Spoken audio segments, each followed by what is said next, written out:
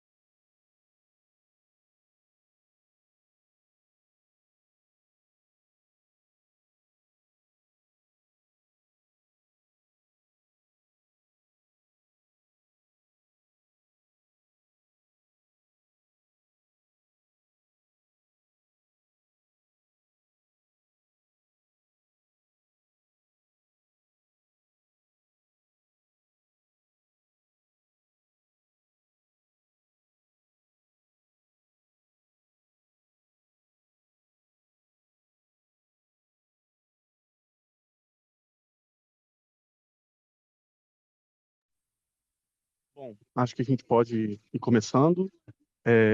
Eu sou o Theo Santini, eu estou como gerente de análise e gestão de dados atualmente na FNP, na Frente Nacional de Prefeitos e Prefeitos. Queria dar boas-vindas a todos e todas. Para nós é um prazer ter a oportunidade, né, de falar de PPPs de infraestrutura de educação infantil com gente tão capacitada. Bom, eu também cuido da parte de PPPs e concessões na FNP. E, bom, eu queria dizer que hoje as perguntas deverão ser feitas pelo chat, né? Ao final a gente vai ter o tempo para responder a pergunta de todos.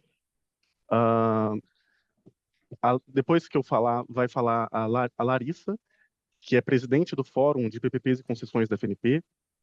Em seguida, a gente vai ter uma fala institucional das três instituições que estão promovendo esse webinar, né?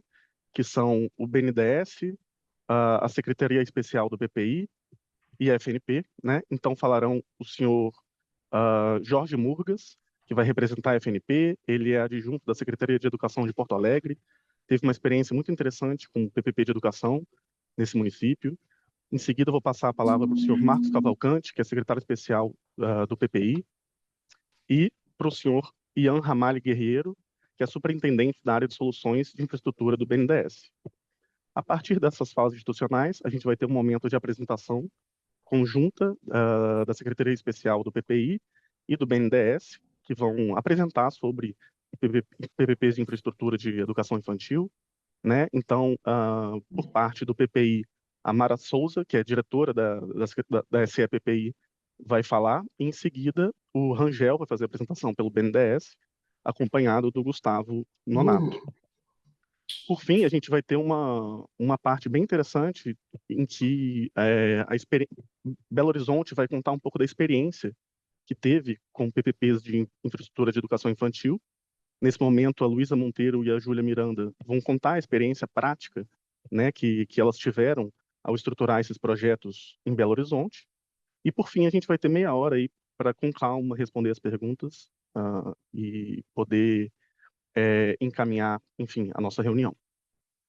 Bom, então, tenho o prazer de passar a palavra para a Larissa, que é a nossa querida presidente do Fórum de Privilégios e Concessões da FNP. Larissa, por favor. Obrigada, Theo. Bom dia a todos.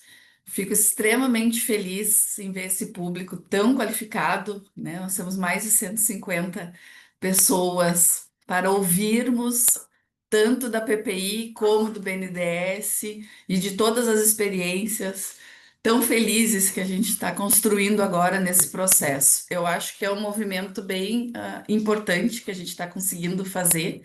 Esses webinários que a Frente Nacional dos Prefeitos, em parceria com a PPI, são de extrema relevância para que se consiga tirar alguns entendimentos equivocados sobre contratos de PPPs e concessões.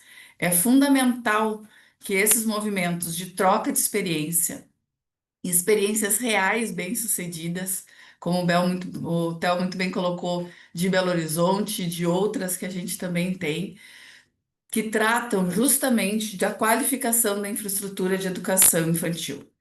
Que a gente nunca perca o olhar do quanto estamos trabalhando para qualificar a infraestrutura e não termos um olhar equivocado de que estamos fazendo uma terceirização, uma privatização de um serviço puramente.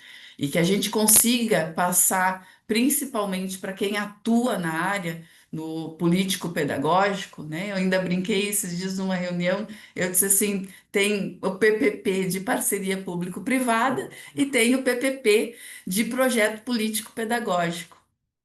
Quem é da área da educação sabe a importância das duas coisas andarem juntas. Então, é fundamental esse nosso webinário, é fundamental essa construção coletiva que estamos fazendo, que nós temos diferentes entes participando, para que se construa no país uma política realmente de qualificação dos serviços e da infraestrutura que a gente presta para os cidadãos. Mais uma vez, eu fico extremamente grata, principalmente à PPI, em nome do secretário Marcos Cavalcante, que é um grande parceiro nesse processo, ao pessoal todo do BNDES, enfim, que traz essa conversa de uma forma muito qualificada.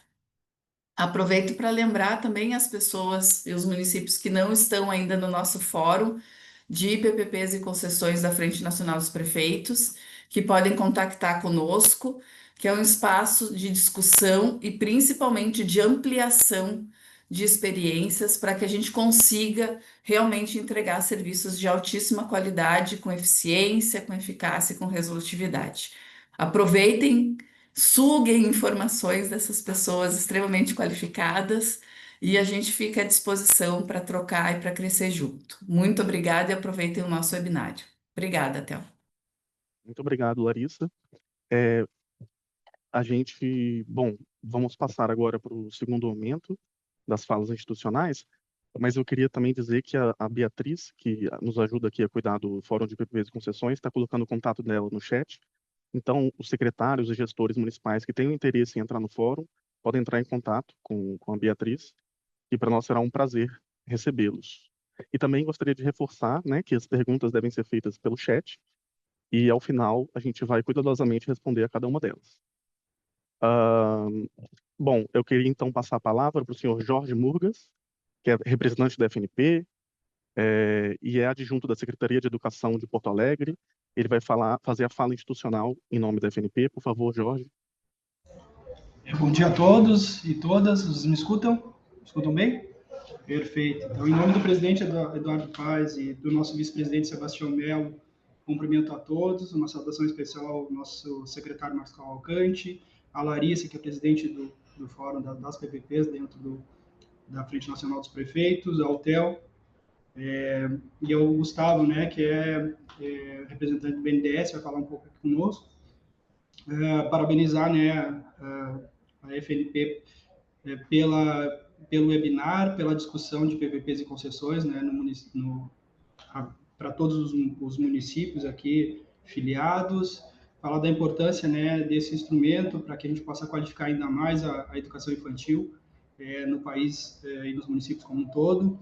Recentemente, o MEC lançou uma resolução aí que trata da qualidade, né, em 5 dimensões da educação infantil, e lá dentro dessas dimensões tem a qualidade da infraestrutura, e os projetos de concessões e parcerias público-privadas, eles visam isso, né, a gente possibilitar uma maior eficiência, uma qualidade na infraestrutura das nossas escolas e no atendimento. Aqui em Porto Alegre, eu estive no primeiro mandato do nosso prefeito Sebastião Melo como secretário adjunto lá de parcerias, que é a secretaria que estrutura as PPPs e concessões. Lá em novembro de 23, então, a gente começa a estruturar um estudo para atender 100% das nossas escolas, em conjunto com a construção de mais 10 escolas de educação infantil.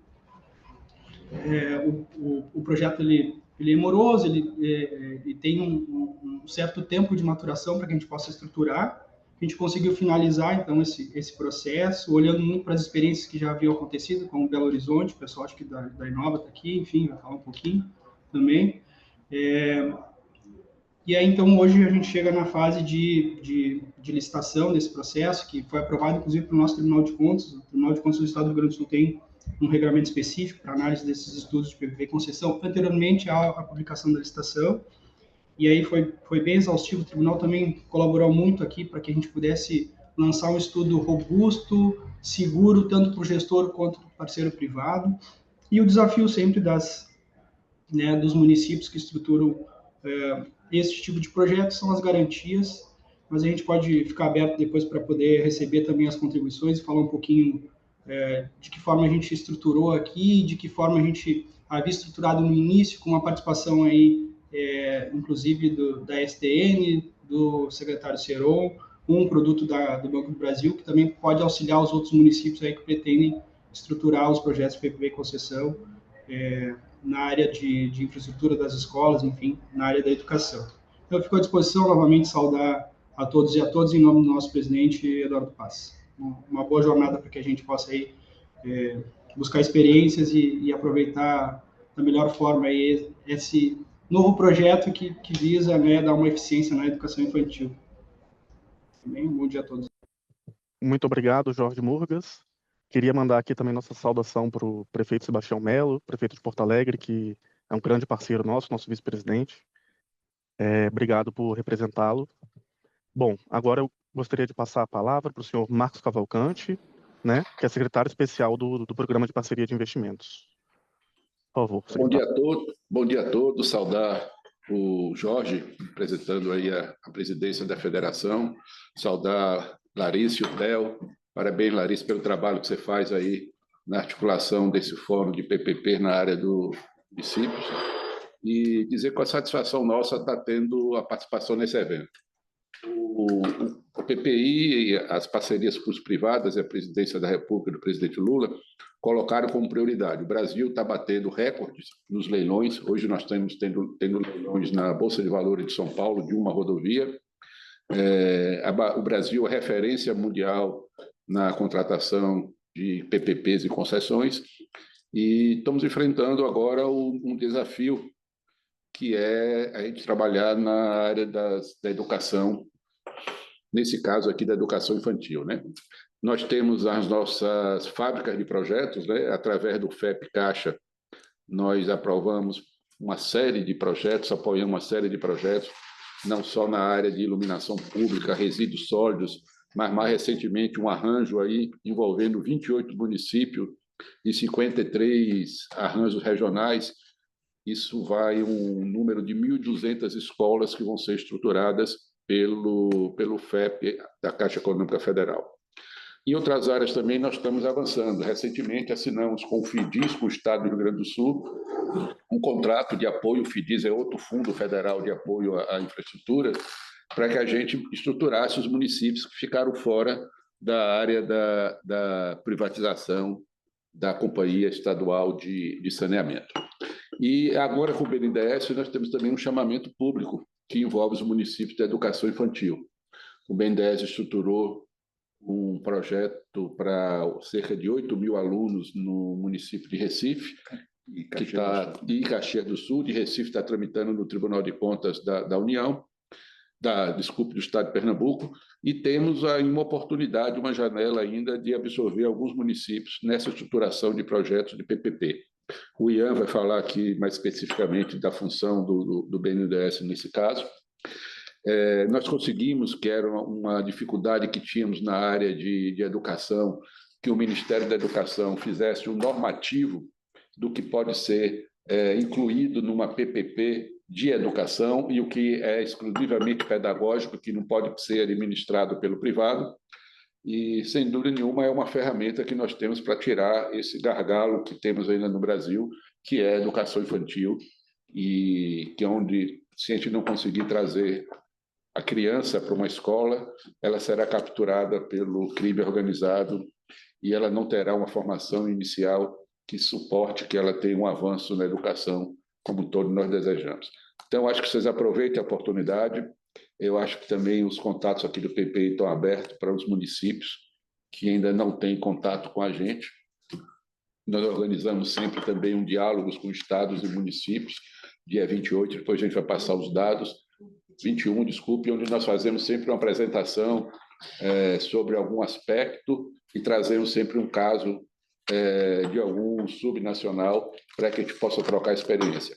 Então, Obrigado aqui pela oportunidade e acho que vamos ter uma boa manhã de trabalho e a gente possa aqui continuar nesse desafio nosso. Obrigado. Muito obrigado, secretário. Sempre um prazer escutá-lo. Eu vou passar agora a palavra para o senhor Ian Guerreiro, superintendente da área de soluções de infraestrutura do BNDES. Por favor, Ian, faça uso da palavra.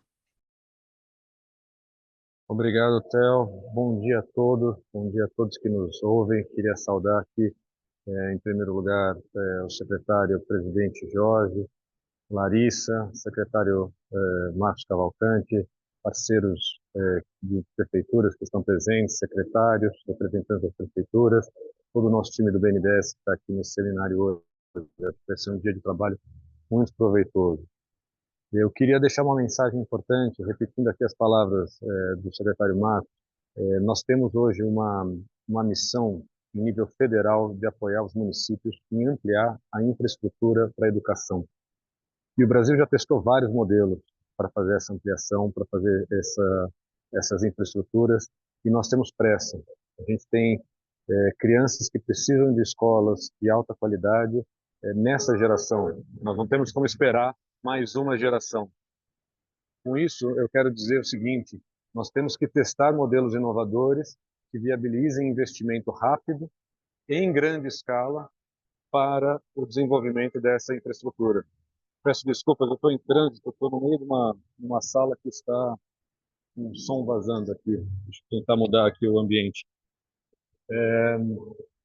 Além disso, o BNDES tem os instrumentos de apoio à estruturação de projetos em vários setores, e no setor de educação, nós, além de termos desenvolvido aquele projeto, que já é um projeto de referência em Belo Horizonte há mais de 10 anos, tivemos 2 sucessos recentes, um para o estado de São Paulo no ano passado, e um leilão muito bem sucedido agora, há pouco mais de um mês, com a Prefeitura de Caxias do Sul. Um leilão com bastante concorrência, e o contrato já está em andamento agora. E esse modelo que a gente desenvolveu é um modelo que nós achamos que pode ser replicado em escala nacional. Nesse momento estamos tratando com outras diversas prefeituras no Brasil todo para desenvolver projetos semelhantes, cujo modelo envolve uma solução muito engenhosa de garantias, uma solução muito engenhosa de instrumento de pagamento, para a construção de uma infraestrutura completa e dos serviços de apoio dessa infraestrutura. Acreditamos que esse modelo pode rapidamente ampliar a infraestrutura no Brasil de educação e que a gente consiga elevar o nível de qualidade para essa geração de crianças. Então, desejo a todos aqui um excelente dia de trabalho e externo aqui a disponibilidade do BNDES, com o apoio do PPI, que coordena isso no nível federal, de apoiar as prefeituras que assim desejarem, desenvolverem esses projetos. Seremos muito felizes em poder apoiar. Todo o time aqui está à disposição. Agradeço. Bom dia a todos. Muito obrigado, Ian. Bom, tem algumas pessoas perguntando no chat se esse webinário vai ficar gravado. Vai sim, ele está sendo gravado. E ao final, possivelmente ainda hoje, a gente vai disponibilizar a gravação no canal do YouTube da FNP, tá? Então, em breve estará por lá e pode chegar a mais pessoas. Agora, a gente vai passar para a fase da apresentação conjunta, né, do PPI e depois do BNDES, para falar um pouco mais profundamente sobre as PPPs de infraestrutura de educação infantil e de como os municípios podem obter apoio, tanto do governo federal quanto do BNDES, para estruturar projetos nessa área de qualidade. Então, primeiro, tenho o prazer de passar a palavra para Mara Souza, que é diretora do SEPPI, que vai fazer sua apresentação. Por favor, Mara.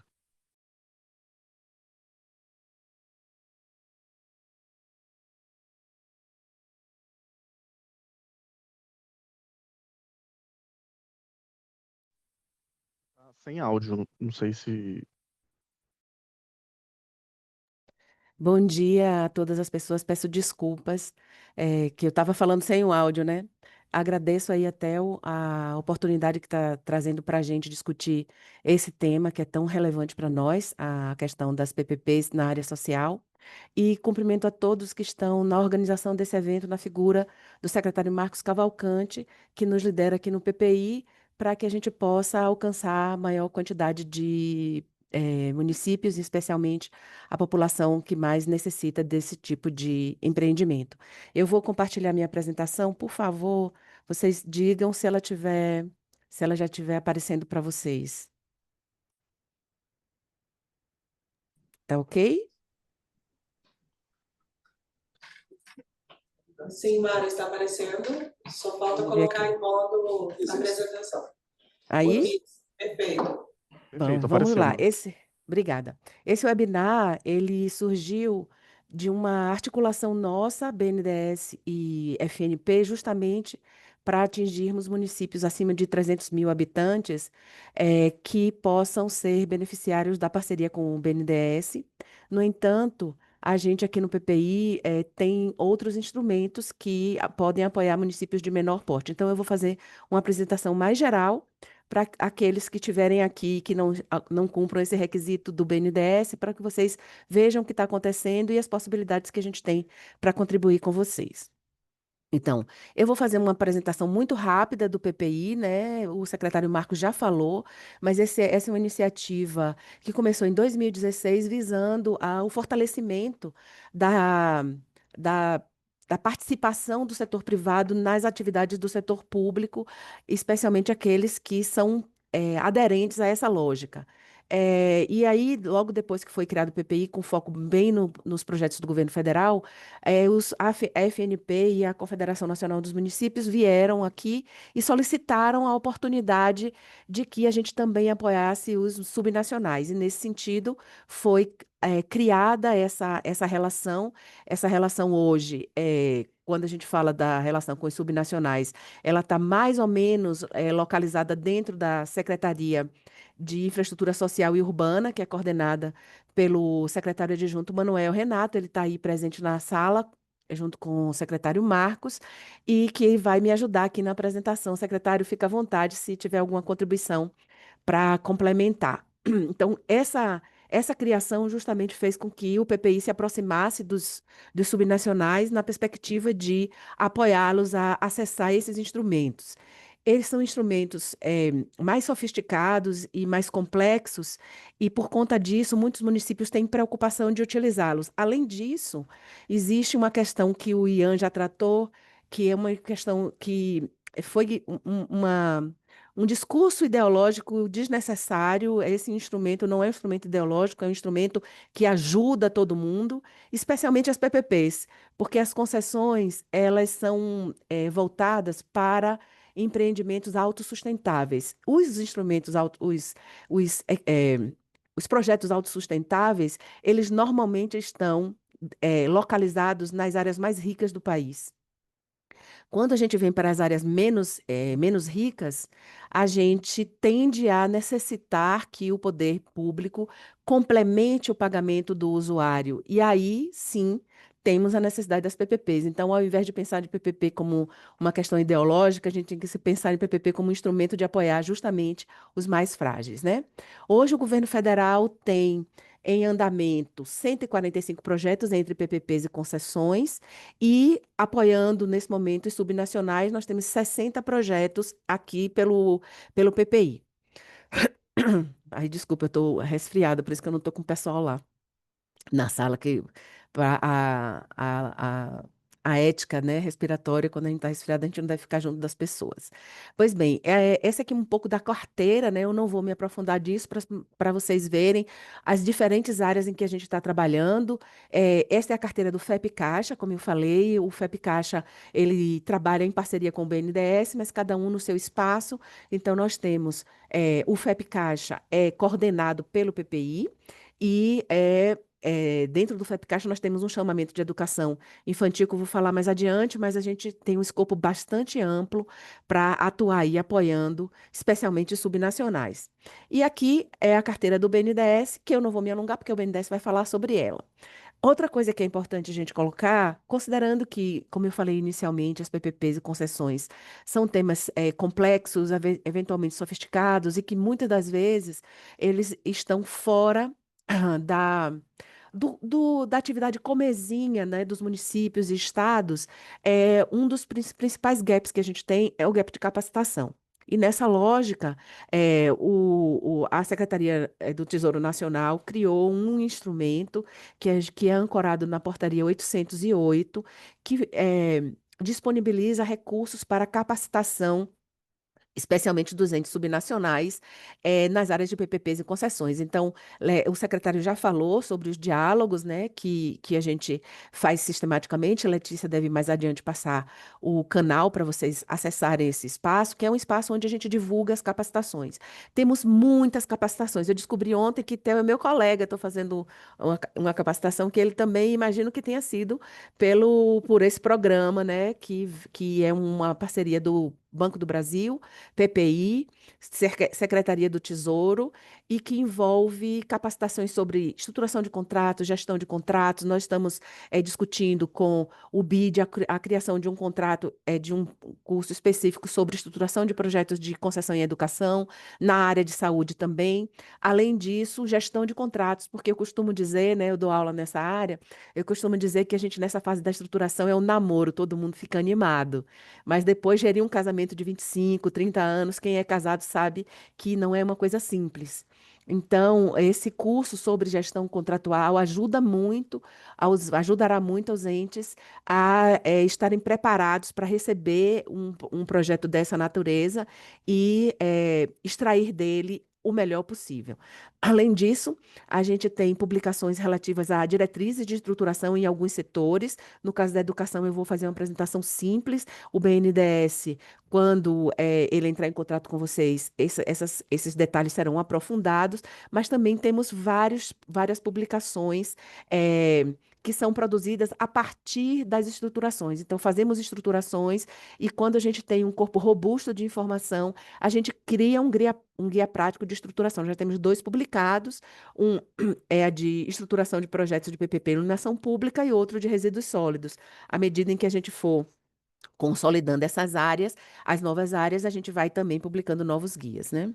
Então, entrando aqui, eu já falei um pouco sobre isso, não vou me estender, mas e o BNDES mais adiante vai falar claramente sobre isso, deixar muito claro que nós, ainda que o PPI tenha competência institucional para trabalhar com privatizações, a Lei 8987, que é a Lei de Concessões, e a Lei 11079 não dialogam com essa área. E a 11079, que é a lei das PPPs, menos ainda, né? Então, aqui nós estamos falando da presença forte do governo dentro da estruturação do projeto. É o município que decide qual é aonde ele quer chegar, quais são os instrumentos que ele quer que estejam dentro da PPP. Ele acompanha, acompanha a execução, ele penaliza o privado quando ele não está andando na linha.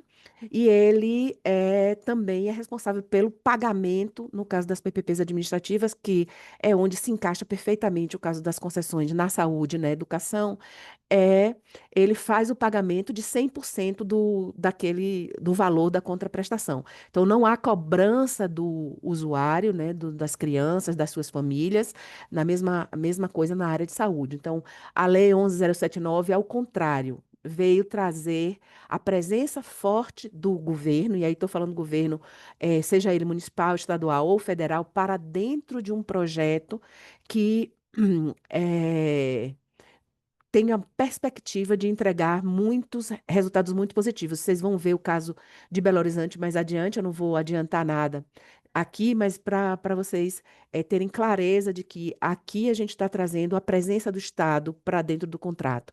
Os contratos de PPPs administrativas nos modelos de educação, como a gente está discutindo, é basicamente a construção, a equipagem, a manutenção daquela infraestrutura durante o período da concessão e a inclusão de serviços que, na maioria das prefeituras, já é terceirizado. Então, não há grandes dificuldades disso. O que a gente tem é, quando a gente traz um contrato robusto desse tamanho, a tendência é ter prestadores de serviços de melhor qualidade, e isso faz com que o resultado também seja melhor. Então, qual é o cenário que a gente tem, né, hoje? Uma escassez de investimentos, o orçamento público é restrito, a gente tem, especialmente na educação infantil, uma escassez de vagas, eu vi recentemente que a gente ainda não atingiu a meta do Plano Nacional de Educação, que seria oferecer vagas para 50% da população que deveria ser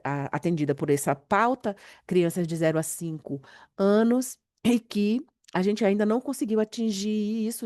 A meta era 50 e a gente está em, acho que 40, 39%. Então, é necessário, né, que a gente veja isso como uma prioridade. O governo Lula tem muita clareza disso, e por isso estamos insistindo com os entes, seja pelo FEP, seja pelo BNDES, para que a gente possa disponibilizar esse instrumento mais rapidamente. Uma das vantagens da PPP é que é diferente das estruturações que a gente costuma ver quando a gente faz a contratação pela obra pública convencional, o prazo de entrega daquele empreendimento. Então, o projeto de Caxias, se não me engano, a concessionária espera entregar 30 unidades, me parece que em 12 meses. Como é que a gente faz isso em 12 meses com 30 unidades numa prefeitura? Eu já trabalhei no governo do estado da Bahia, e a gente sabe a dificuldade que é fazer esses empreendimentos de uma forma rápida. Então, essa é uma questão de que a gente acelera o acesso da população à política pública, né? As dificuldades na operação das atividades não pedagógicas, que é sempre um problema para o diretor, para os coordenadores e até para os próprios professores. eh, e a inadequação da infraestrutura existente. Então, o objetivo do projeto é construir e manter escolas de forma mais eficiente e econômica, suprir as escolas com equipamentos modernos, garantir a inovação e novas tecnologias para estruturar essas escolas, melhorar a eficiência operacional por meio de contratos pautados em desempenho, melhorar a alocação de riscos entre o setor público e o setor privado, possibilitar que os diretores e professores se dediquem de forma mais ativa, né, às atividades pedagógicas, e atrair a participação do capital privado. É, a estratégia para a gente atingir a meta número 1 do Plano Nacional de Educação, que seria a ampliar a oferta de educação infantil, e também a meta número 6, que era eh, ampliar a oferta à educação em tempo integral. Considerando essa fundamentação, nós, aqui no PPI, criamos uma estratégia que junta MEC e FNDE, nós, no PPI, para liderarmos essas atividades voltadas para as parcerias público-privadas, o fortalecimento das nossas fábricas. Nós temos duas fábricas, nós temos duas fábricas principais, Caixa e BNDES, mas estamos ampliando essas fábricas, né, com a participação de alguns parceiros que temos aqui, como o BRDE e o Bandes, além do BNB. Esses são parceiros que atuam de forma regionalizada, e os municípios, eles são responsáveis pela adesão voluntária, né, a atividades pedagógicas, a gestão do contrato da PPP e a execução da política no seu território. Além disso, a gente também conta com parcerias com organismos multilaterais, que, quando são projetos inovadores, muito novos, a gente normalmente conta com a participação deles, porque trazem experiências internacionais, ou quando a gente quer fazer um consolidado. Então, temos muitas parcerias que contam aí com os organismos multilaterais, né? Além desses que eu falei, BNDES, FEP Caixa, BNB, a gente também tem o FIDIRS, que o secretário citou, e o Banco do Brasil, que também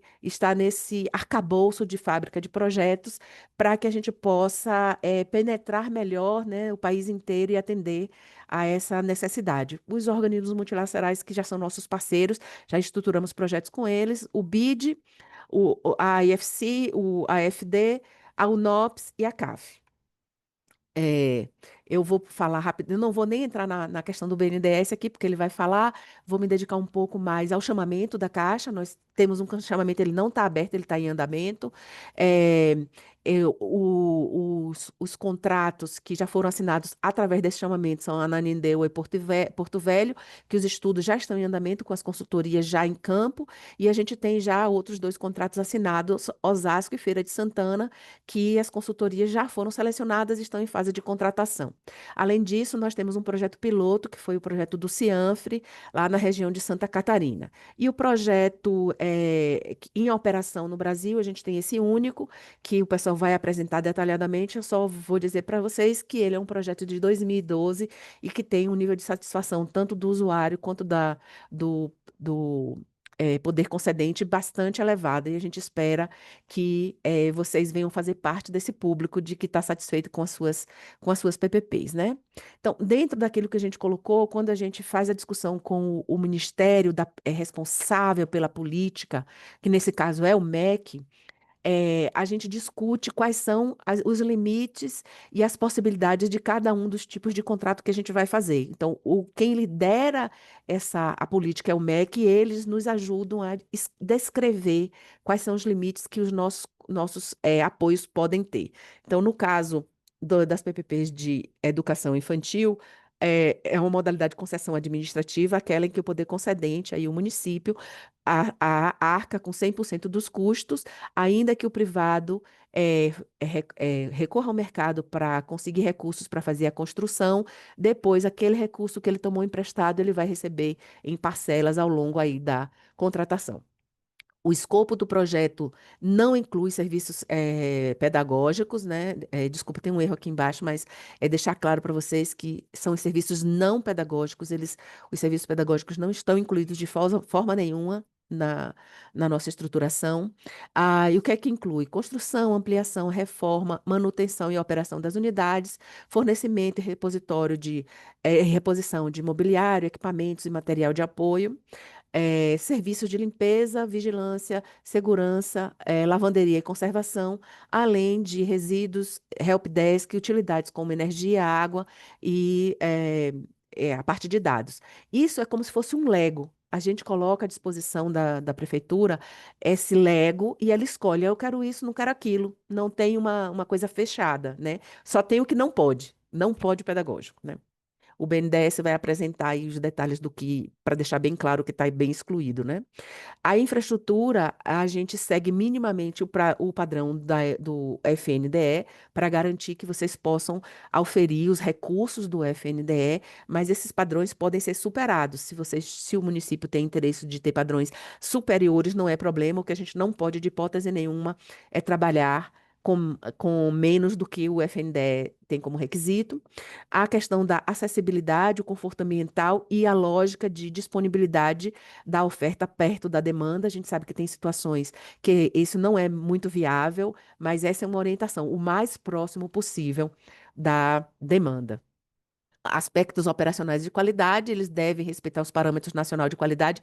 Eu acho que alguém falou sobre isso um pouquinho antes. Então, os nossos projetos estruturados tanto pelo FEPCaixa quanto pelo BNDES seguem essa mesma regra, né? E a adesão dos municípios aos compromissos nacionais aí definidos pelo MEC. O MEC é que define isso e nós aderimos plenamente aos requisitos do MEC. Além disso, também já foi falada a questão das garantias. Eu falei muito rapidamente: o privado, para ele fazer a construção daquelas escolas, ele vai tomar dinheiro no mercado. Não é igual a uma construção tradicional em que você vai pagando por medição, não. Ele vai tomar dinheiro no mercado e eu pago a ele à medida em que o empreendimento é disponibilizado. Então, eu tenho 50 escolas, ele me disponibilizou uma, eu posso começar a pagar a partir daquela ali. Mas ele foi no mercado, no banco, e tomou dinheiro emprestado. Então, nessa perspectiva, quando ele toma dinheiro no mercado, eu preciso ter garantia de que o ente não vai, no final, encampar as escolas e dizer: eu não pago mais nada. Então, nessa lógica, a gente tem uma parceria aí com o Banco do Brasil, que está estruturando um sistema de garantias bastante robusto para apoiar os entes de forma mais rápida, porque a instituição do sistema de garantia é um sistema complexo, mas a nossa orientação é que a gente tenha 3 camadas de garantia. Uma, o próprio orçamento do ente, né? Depois, a utilização de transferências constitucionais, como a Fundeb, o Fundo de Participação dos Municípios e o QESE. Além disso, a criação de uma reserva fiduciária com colchão de liquidez. É uma conta em que algumas parcelas ficam depositadas e, se o município tiver alguma dificuldade para pagar, essa garantia pode ser acionada, né? A atratividade do projeto ele está ancorada na previsibilidade, na segurança jurídica e na clareza contratual. Bem, agradeço aí a oportunidade de falar. A gente vai responder as perguntas que porventura estiveram aqui, ocorreram, e aí devolvo a palavra para o Theo. Obrigada a todas as pessoas presentes. Muito obrigado, Mara. Muito interessante sempre ver a apresentação do PPI, né? Vocês são guerreiros aí nessa área de ajudar os municípios, os entes a fazerem PPPs e concessões de qualidade. A gente sempre aprende bastante vendo a apresentação de vocês. Bom, dando seguimento, agora eu vou passar a palavra para o BNDES. O Rangel Galinari, que é economista do Departamento de Projetos e Soluções de Infraestrutura Social, vai fazer a apresentação pelo BNDES e vai explicar melhor como os municípios podem fazer para acessar, né, o BNDES para poder estruturar projetos de PPPs em educação. E também o Gustavo Nonato, que é chefe do Departamento da área de Soluções de Infraestrutura, vai ajudar na apresentação do Rangel. Por favor, Rangel, fique à vontade para compartilhar sua tela e começar a sua apresentação. Obrigado, Theo. Enquanto eu compartilho a tela aqui, eu gostaria de saudar, né, os presentes aqui, o senhor Jorge Murgaso, o secretário Marcos Cavalcante, Larissa, né, que foi uma parceirona aqui do BNDES na estruturação do projeto de PPP de iluminação pública de Canoas, o nosso superintendente Ian, e agradecer a presença de todos aqui que estão participando desse webinário. Angel, se me permite um complemento aqui, queria também, aqui em nome do BNDES, saudar a todos e todas aqui presentes. É uma grande satisfação aqui no dia de hoje representar o BNDES nesse encontro, agradecer em especial a FNP e o PPI pela parceria nessa agenda de educação infantil, né, que é uma agenda tão estratégica para o Brasil, e trazer para vocês aqui a nossa experiência em parcerias público-privadas nessa área de infraestrutura na educação infantil. Como o Ian bem disse na sua fala inicial, o Brasil tem um desafio urgente, e é algo estrutural que nós precisamos tratar realmente com bastante prioridade, que é justamente ampliar e qualificar a rede de creches e pré-escolas nos municípios brasileiros. Isso envolve não apenas construir novas unidades, mas também garantir padrões elevados de qualidade, manutenção e gestão dessas infraestruturas públicas ao longo do tempo. E aí é exatamente nesse ponto que as PPPs mostram realmente o seu valor, ao viabilizar investimentos privados para soluções públicas. Estamos falando aqui de criação, expansão de vagas na educação infantil. Lembrando que o Brasil hoje possui mais de 600 mil crianças na fila de espera, aguardando a sua vaga nas creches. Então, é algo que a gente não pode esperar realmente. Não podemos penalizar essa e outras gerações. Precisamos tratar esse assunto com bastante seriedade e prioridade. A PPP, ela se mostra um mecanismo inovador, porque ele traz o parceiro privado para fazer não somente os investimentos necessários para construção e manutenção dessas infraestruturas públicas, mas também ele se mostra uma alternativa mais econômica e mais vantajosa para o ente público. A PPP ela é mais barata, vale a pena para o poder concedente, no caso o ente público municipal, investir nessa solução alternativa à contratação por obras públicas tradicionais, via licitação. A PPP, como ela traz a velocidade do parceiro privado, ela é mais eficiente, mais rápida na entrega das infraestruturas públicas. E o BNDES, nesse contexto, ele atua como parceiro dos municípios em todas as etapas da estruturação das PPPs, não somente fazendo o desenho do projeto, toda a parte de modelagem econômico-financeira, análise da demanda, otimização da localização dessas unidades educacionais, a gente também apoia na estruturação jurídica e dá todo o apoio para o ente público municipal na realização da licitação, que, via de regra, é feita na B3, em São Paulo, com toda a transparência e credibilidade no processo. Então, nosso objetivo aqui é ajudar o ente federativo, né, os municípios, a transformarem a necessidade local que existe nessa área de educação infantil em um projeto robusto, com bancabilidade, que seja atraente para o setor privado, sem perder de vista o interesse público, né? O interesse público sempre vai estar à frente das nossas posições e das nossas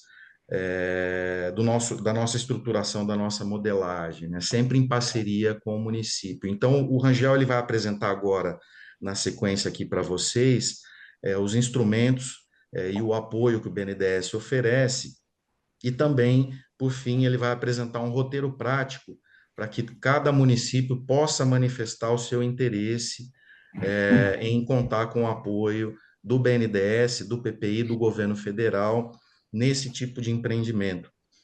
Então, a gente lembra aqui que, obviamente, cada município tem a sua especificidade local, né? Nós vamos trabalhar, observar as realidades locais, mas vamos sim utilizar o modelo bem-sucedido que foi implementado no município de Caxias do Sul e replicar esse modelo em escala nacional.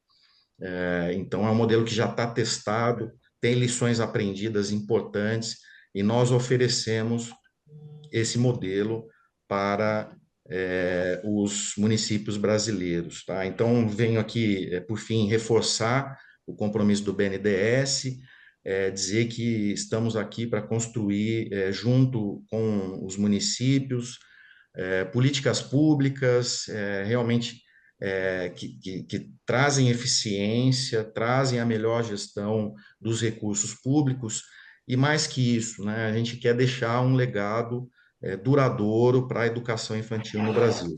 Tá? Então, passo aqui a palavra para o Rangel começar aqui a apresentação do BNDES. Obrigado.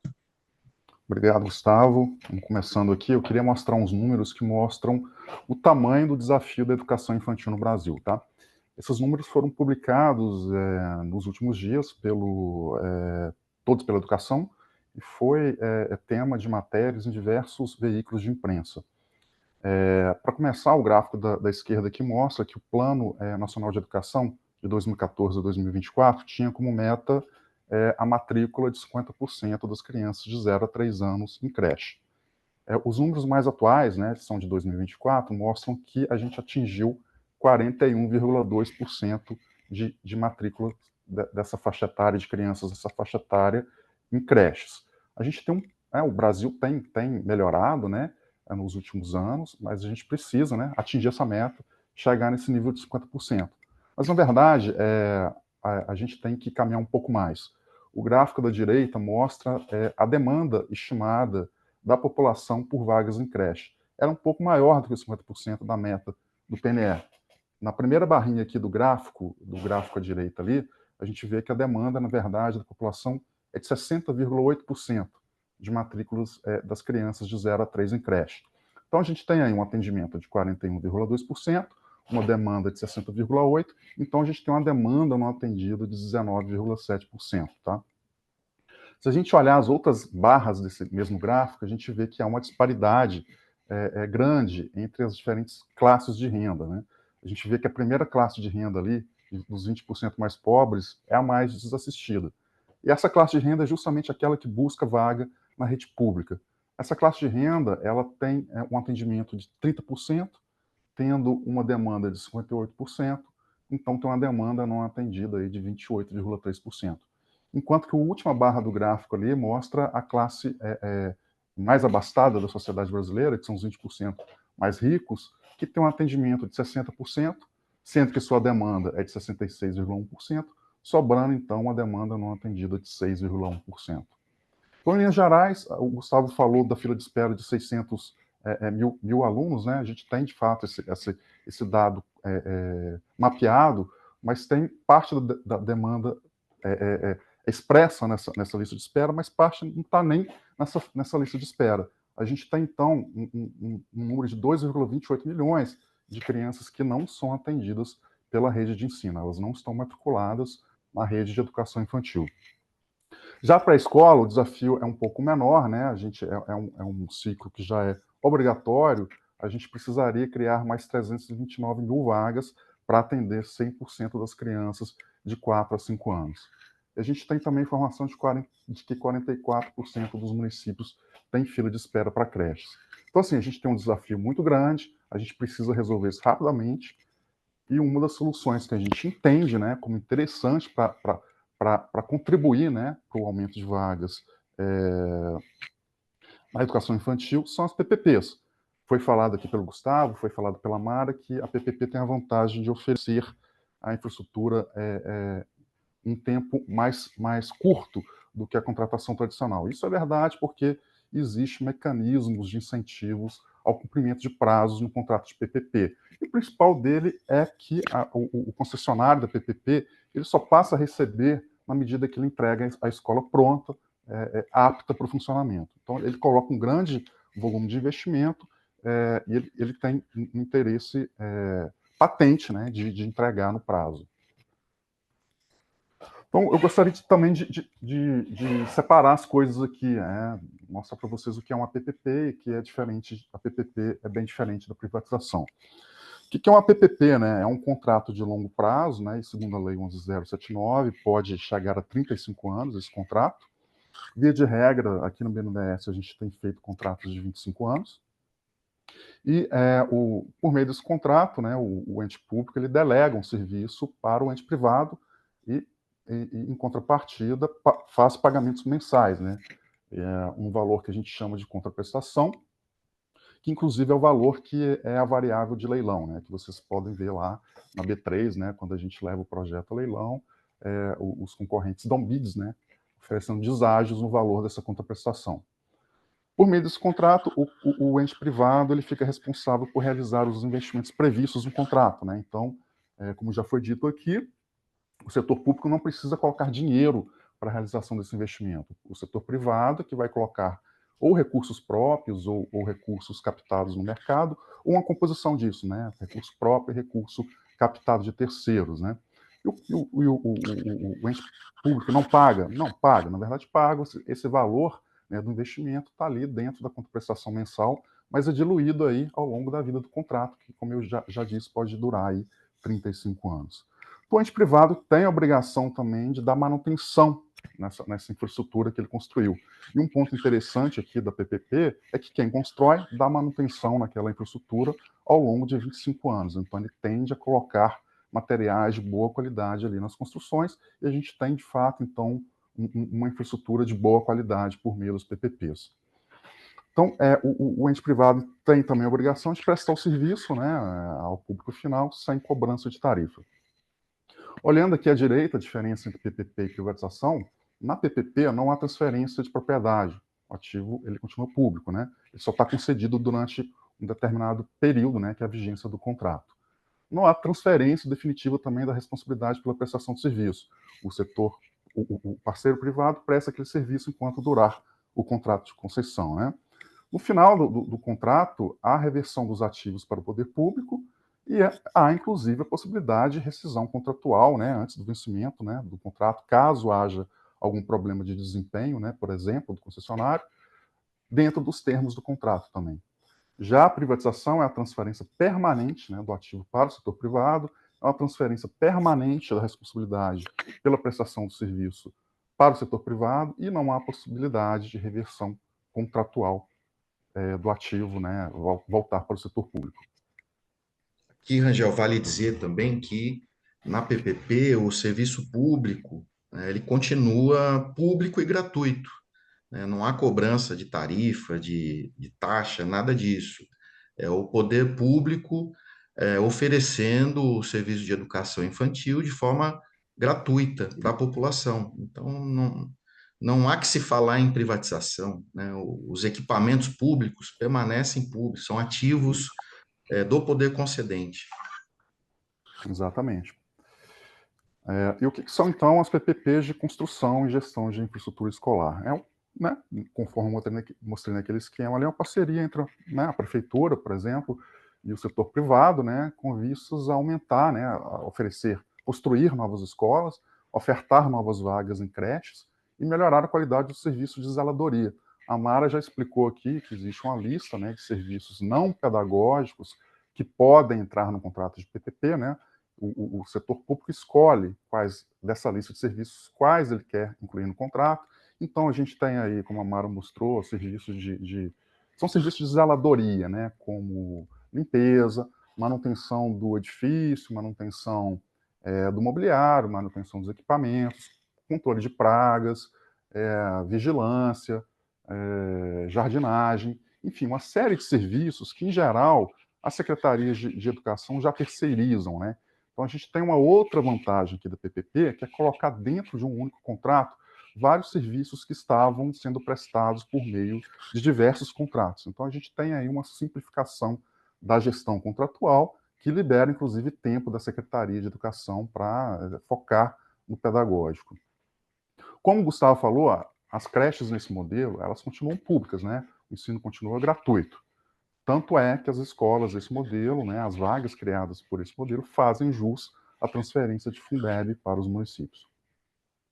Aqui a secretaria, eu falei, né, da simplificação contratual, né, que libera tempo do gestor, mas tem um outro elemento que libera tempo de professores, de diretores e de gestores, que com esse modelo, abre-se mão, né, de ter que lidar com pequenos problemas do cotidiano da escola ali, por exemplo, ter que arrumar um vazamento no telhado, uma infiltração numa parede, um ralo entupido, tudo isso passa, né, para o setor privado. Então, os professores, diretores ganham tempo para se dedicar ao pedagógico. Com isso, a gente tem uma melhoria aí, obviamente, dado que há uma maior dedicação ao pedagógico, a gente tem de ter uma melhoria aí também na esfera do ensino. Então, a gente tem aqui melhorias que eu falei, eu disse de melhorias da infraestrutura, né, por causa de incentivos ali do contrato, a gente tem melhorias do ensino, e a gente tem melhoria também da parte não pedagógica prestado, o serviço não pedagógico prestado pelo privado. Por quê? Porque existe um sistema de mensuração de desempenho dentro desse contrato de PPP. Os serviços são avaliados, né? Existem metas, existem parâmetros a serem observados dentro do contrato. Se o concessionário não entrega o serviço naquele nível estabelecido no contrato, ele é penalizado. Como que ele é penalizado? Ele recebe uma contraprestação menor do que a prevista, tá?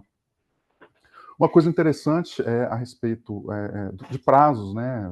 A gente tem dito aqui o tempo todo que o Brasil tem pressa, né, em oferecer mais vagas de educação infantil. A gente leva um tempo para estruturar um projeto, né? É trabalhoso. Então, a gente estima aí que a gente gaste aí cerca de um ano e meio, correndo tudo bem, a gente entrega os estudos e o leilão em um ano e meio. Há um tempo também, né, mínimo aí para a construção das escolas, né? A gente estima aí um pouco mais de um ano. Então, é possível, né? Se a gente começar um projeto nesse ano de 2025, a gente realizar os estudos e entregar as escolas ainda no mandato atual dos prefeitos, tá? Gustavo, gostaria de complementar alguma coisa? Eu posso seguir? Vamos em frente, Rangel. Beleza. Seguindo aqui, como que se dá a estruturação do BNDES, né, que eu falei que demora aí cerca de um ano e meio, né, após o kickoff do projeto, a gente faz um diagnóstico da rede de educação municipal, depois a gente faz um preparo dos estudos, né, a gente se reúne, vai com o município, a gente tenta entender o que o município quer, a gente vai definindo qual o escopo dos serviços que entram no contrato, a gente vai entendendo também o que o município quer para a infraestrutura das escolas. Em seguida, a gente passa para a fase de elaboração dos estudos técnicos. Aqui a gente faz a análise de todos os terrenos que a prefeitura disponibilizar, né? A gente faz, então, a análise, avalia a viabilidade jurídica e técnica dos terrenos para a implantação das escolas. A gente faz um estudo de demanda, né? Então a gente observa a demanda no território do município, a gente faz também uma projeção da demanda no tempo. Do casamento desse estudo de terrenos e do estudo de demanda, a gente define, né, junto com a prefeitura, obviamente, onde serão instaladas as escolas, tá? Então, a gente tenta fazer um casamento, né, entre oferta e demanda, dada, né, a condição de contorno aqui, que é a localização dos terrenos, né?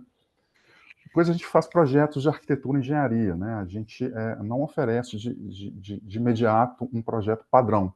O município pode optar por usar o padrão FNE, por exemplo, pode utilizar um padrão que já tenha sido feito para o município em outra ocasião, mas a gente costuma customizar os projetos de acordo com o desejo do município, né? De acordo com o programa de necessidades do município.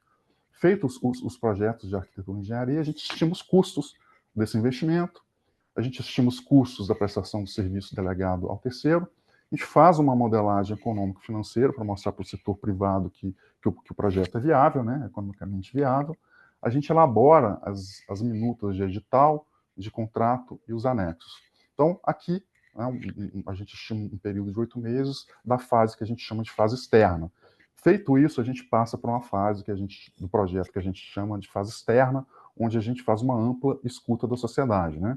A gente faz uma consulta pública, a gente organiza roadshow com investidores, a gente participa da audiência pública e a gente faz interlocuções com os tribunais de contas também. Então, o BNDES vai dando apoio, né, à prefeitura ao longo aí desses eventos, né?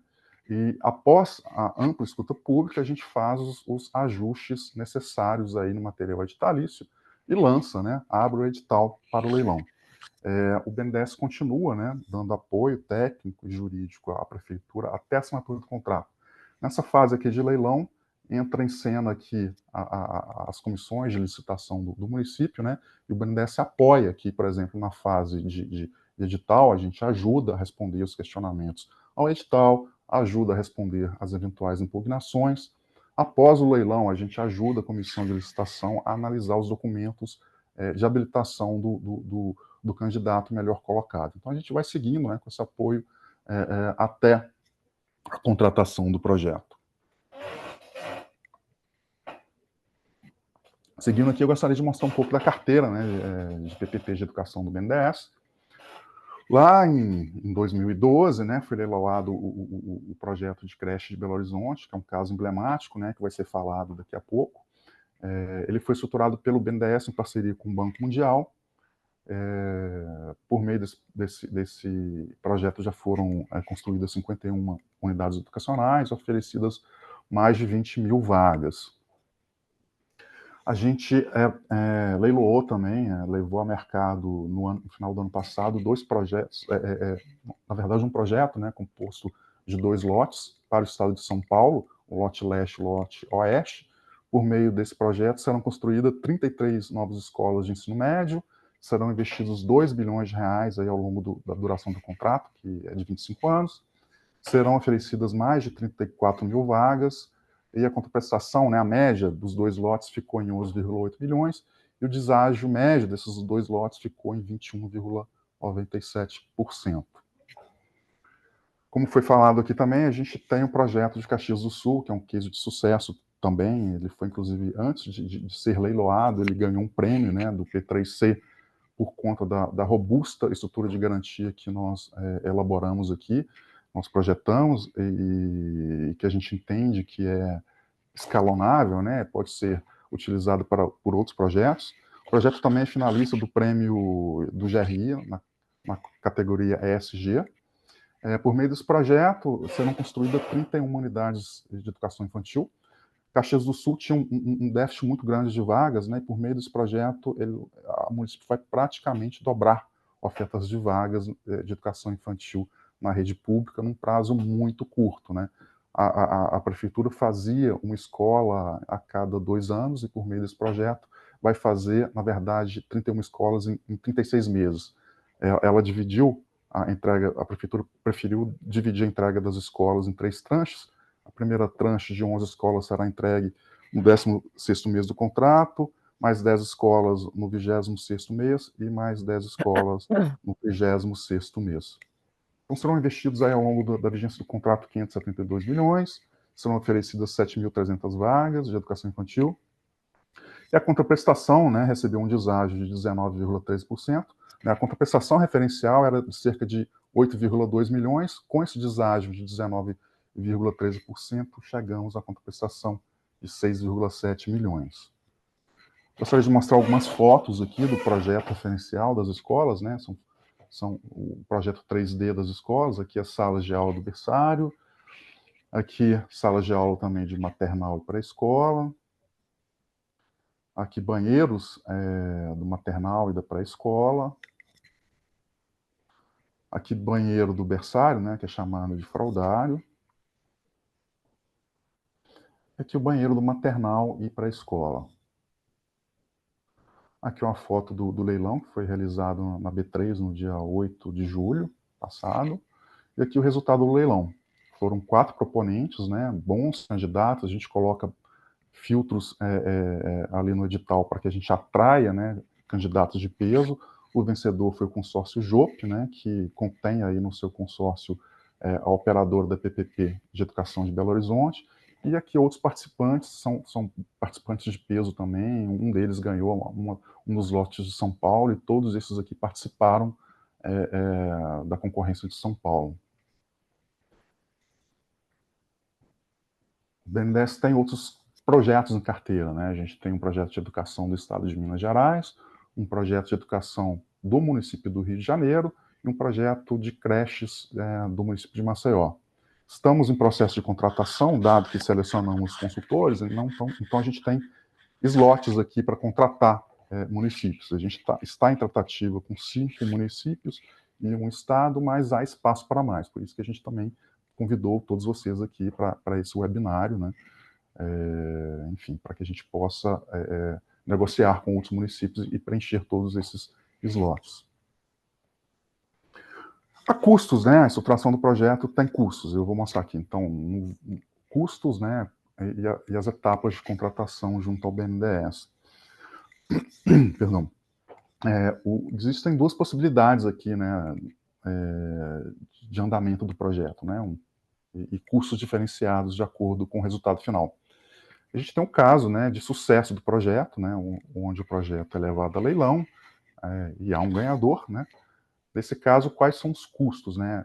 Vale destacar que a prefeitura não desembolsa nada, né, ao longo aí da estruturação do projeto, mas existem custos que, no caso de sucesso do projeto, são arcados pelo vencedor da licitação. E quais são esses custos? Um custo de remuneração do BNDES, que é composto de 2 partes, uma parte que é fixa e uma parte que é variável, que depende do valor total do investimento do projeto. Como a gente contrata consultores para nos auxiliar na elaboração dos estudos, a gente precisa pagar esses consultores, obviamente, né? Então a gente cobra também do vencedor do leilão o ressarcimento do valor pago pelo BNDES aos consultores. Existe um outro caso, né, que é o caso do insucesso do projeto, né? Pode haver uma desistência, uma inviabilidade técnica, um leilão deserto sem novo leilão, fim do prazo contratual sem, de fato, chegar ao leilão. Enfim, existem algumas hipóteses, né, previstas no contrato que a gente chama de insucesso. Nesse caso, há custos que devem ser arcados pela prefeitura.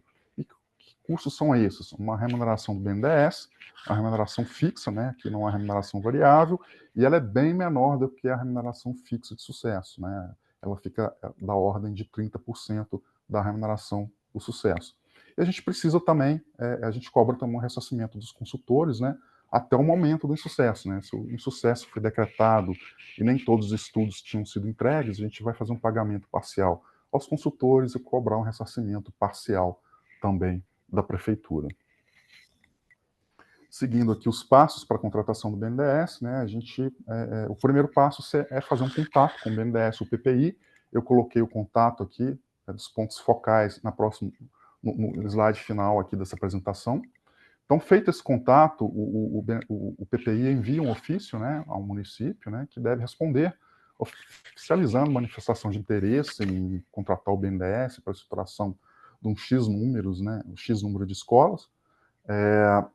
Isso ainda não é um compromisso, né? Só uma manifestação de interesse. O compromisso é só depois da assinatura do contrato. Feito isso, a gente faz uma reunião, explica os pormenores, né, da contratação, enfim. e do processo de estruturação. A gente envia, né, a gente obtém dados do município, envia uma nota de precificação, né, onde vão os valores, né, qual a remuneração fixa, né, ali do sucesso, qual a variável estimada, qual o custo ali de ressarcimento dos estudos para esse número desejado de escolas, mandamos também o custo ali da remuneração de sucesso, né. Em havendo um de acordo dessa precificação, né, por parte do município, a gente envia esse projeto para um comitê de enquadramento aqui do BNDES, né, que é composto por superintendentes da casa. Em sendo aprovado, a gente envia, em sendo o projeto aprovado por esse comitê, a gente envia a minuta contratual para o município, que deve analisá-la, né, e a gente fica no aguardo, então, de uma manifestação, principalmente da PGM, né, de que a gente pode seguir com a contratação do projeto. Em sendo feito isso, a gente leva o projeto para a diretoria do BNDES, que, em aprovando o projeto, a gente passa para a formalização, né, da assinatura do contrato. Como a gente já fez uma seleção de consultores, assim que a gente assinar o contrato, a gente já pode iniciar os estudos, tá?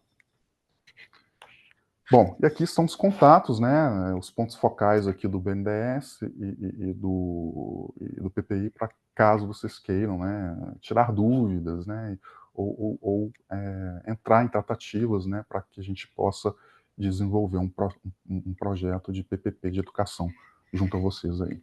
Então é isso, gostaria de agradecer, né, mais uma vez, e voltar a palavra, não sei se o Gustavo quer falar alguma coisa, caso não, passo novamente a palavra para o Theo. Só agradecer aqui novamente a atenção, a audiência tão qualificada dos representantes aqui dos municípios, os nossos parceiros também aqui presentes.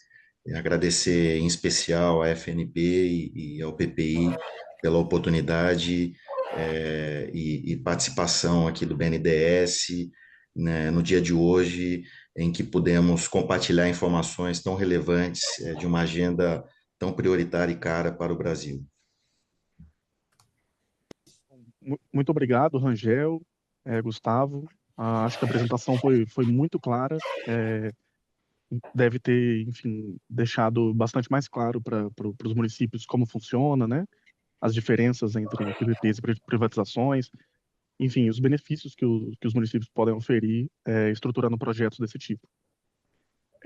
Eu queria fazer só alguns informes. Ao final da reunião, eu tenho ali, todos que se inscreveram, obviamente, colocaram seus e-mails, né?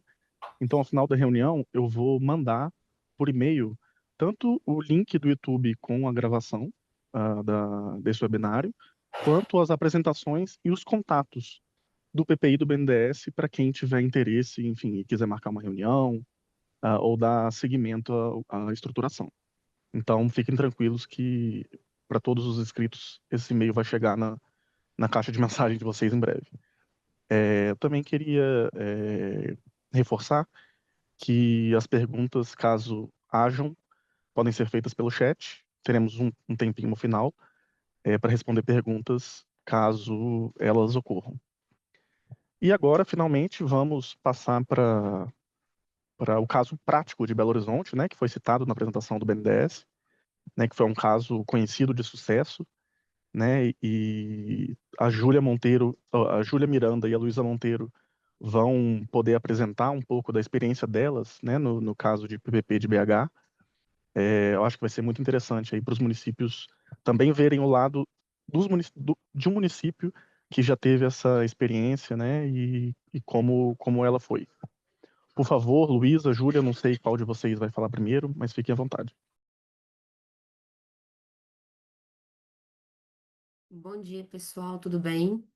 Meu nome é Luísa, eu sou atualmente gerente de gestão de contratos na PPH Ativos. A Larissa tá rindo aí, né, Larissa? Já tive a honra de trabalhar com a Mara na PUC Minas, já trabalhei no MDR, também nos projetos de saneamento, com o Manuel Renato, e trabalho numa liderança junto com a Larissa, né, Larissa? Só assim mesmo a gente conseguir encontrar uma com a outra. Dificílimo.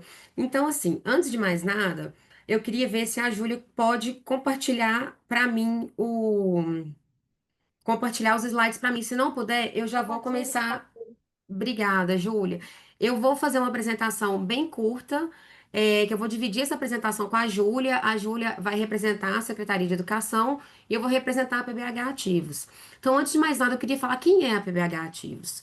A PBH Ativos é uma estatal, de BH, obviamente, e que a nossa expertise, a estruturação de projetos, tanto para BH quanto para fora, nós somos responsáveis pelos arranjos de garantia dessas três PPPs de BH, não, tem várias, tem outras PPPs, mas das duas de saúde e da PPP de educação. Inclusive, a Mara trouxe um ponto interessante, né, sobre a conta QESE, e alguém aqui no chat perguntou o que que é a conta QESE. Então, assim, eventualmente pode ser o caso de no futuro a gente fazer algo para falar um pouco desses arranjos de garantias, do papel da conta QESE, do papel do FNDE, etc., nesses contratos, eu acho que também é muito interessante. E, além disso, a gente faz um apoio à gestão do contrato. A gente apoia a secretaria, a gente apoia em todas as questões, desde reequilíbrios, termos aditivos, reuniões periódicas, é, mas assim, de tudo, eu ia falar um pouquinho da estrutura do contrato, um pouquinho da parte da zeladoria, só que já foi muito bem falado. Eu ia falar um pouquinho de como funciona a questão pedagógica, de como funciona a questão da estrutura, né? O papel da concessionária, o papel do poder concedente. Mas, das apresentações foram tão completas, eu decidi falar dois pontos que são muito importantes na nossa visão de lições aprendidas, dois pontos práticos. Oi, Ju, você pode colocar para mim o último slide, por favor? Tá, mas é isso que o Marcelo está falando. A gente vai responder. Para a gente fazer o trabalho, a gente obrigatoriamente tem que responder as duas coisas, entendeu? Tem um microfone aberto, gente. Eu não sei se é lá na Luísa. Ah, Gente, vocês estão vendo o último slide aí? eu tô. Tá. Então, eu queria falar da importância das diretrizes de governança do contrato. É, o contrato da educação, ele é um contrato de 2012 e ele traz nele essas diretrizes de governança muito bem determinadas que possibilitam o acompanhamento, mas o principal é o comitê de governança, que é o comitê temático, é o comitê tático, é o comitê que ele vai possibilitar o diálogo aberto e a resolução de problemas cotidianos, a melhoria dos fluxos, a melhoria dos mecanismos, o diálogo mesmo entre poder concedente e concessionária. E esse comitê funciona, é uma reunião uma vez por mês. Somos participantes PBH ativos, SMED, representantes da concessionária, representantes das áreas temáticas, a depender do tema a ser discutido. E assim, é algo que resolve muitos problemas, melhora os fluxos, apara arestas. Então, assim, eu acho que os comitês de governança e a governança do contrato, ela deve ser muito bem analisada, muito bem pensada na hora da estruturação. A gente brinca que você só estrutura um bom contrato depois que você conhece o que que é a gestão de um contrato no dia a dia, que é ali que você vai ver o que que dá certo e o que que dá errado. Então, assim, eu tenho uma verdadeira adoração pelo papel dos comitês. Eu acho que os comitês salvam o contrato. Os comitês, eles participam de fato. É o momento de tirar dúvidas, é o momento de discussões, é o momento de reclamações, mas também é um momento de resoluções. É o momento de evitar que os problemas cresçam, evitar que a gente tenha arbitragens no futuro. É um momento assim, a governança é importantíssima no contrato. E outro ponto que eu acho que é crucial, e assim, eu até volto um pouco na fala do Rangel, é o seguinte: a parte pedagógica, né, que são concursados, professores, diretores, eles precisam ser capacitados. Eles precisam saber o que é uma PPP. Eles precisam saber a diferença entre uma PPP, uma concessão e uma privatização. Igual eles trouxeram ali de forma bastante didática.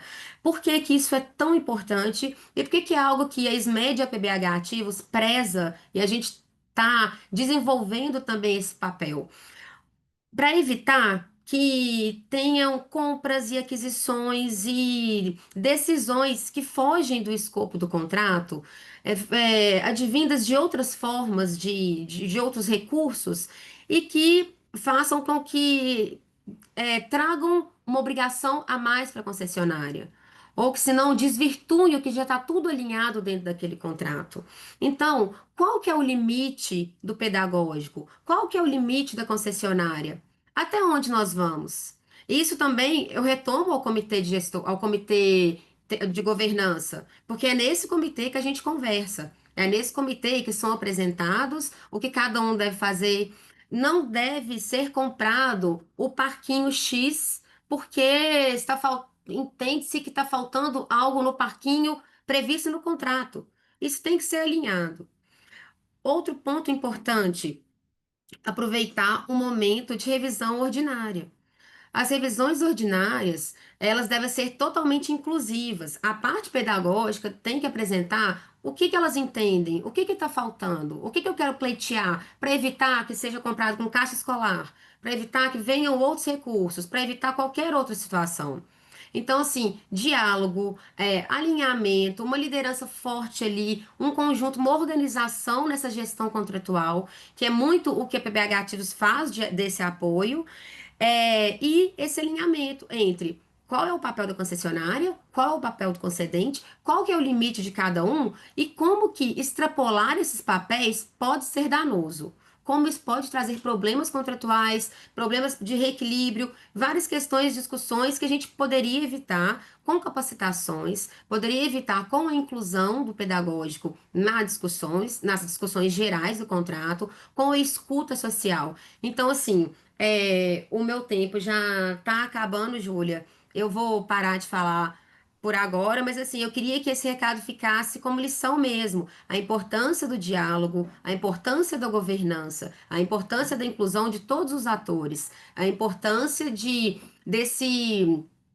é, dessa instância mesmo, em que não tem ali só uma deliberação a ser dada, mas tem um espaço de discussão com pautas determinadas, por mais simples que seja, mas que tenha o diálogo e que esse diálogo seja com a participação de todos, com representantes de todos os lados do contrato, de todos os envolvidos no contrato.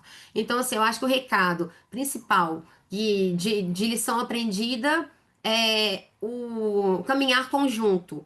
É de fato o que é uma parceria? É de fato vivenciar a parceria em vez de vivenciar um antagonismo. Caminhar de mãos dadas para de fato o contrato ter um resultado e ter o que a gente espera dele. Então, é isso. Muito obrigada a todos. Bom dia, pessoal, tudo bem? Vocês estão vendo as imagens que eu estou projetando? Ah, legal. Eu sou arquiteta, trabalho na Secretaria Municipal de Educação e nessa parte de PPP desde 2023. Então, converso direto com o PBH Ativos, né, que dá um apoio jurídico, econômico, financeiro para esse contrato, e aqui a gente lida também com as diretorias dessas escolas e as demandas que foram surgindo ao longo do tempo, porque como é um contrato de 2012, 13, ele já tem 12 anos mais ou menos, né? E algumas políticas públicas foram sofrendo alterações. Então, no começo, essas unidades, elas eram vinculadas, as EMEIs, por exemplo, na educação infantil, elas eram vinculadas a uma EMF. Então, o projeto, que é uma tipologia que era do município, ela é do município, o direito autoral, tanto da EMEI quanto da EMF, pertence à PBH, alguns ajustes foram necessários e alguns termos aditivos foram necessários, né, ao longo desse tempo. Né? Então, a parte administrativa e a parte de serviço, depósito e cozinha, eles eram dimensionados, são, né, um pouco menores do que seriam se eles fossem independentes desses EMEPs desde o começo. Então, a gente tem conversado sobre algumas alterações nesses aspectos.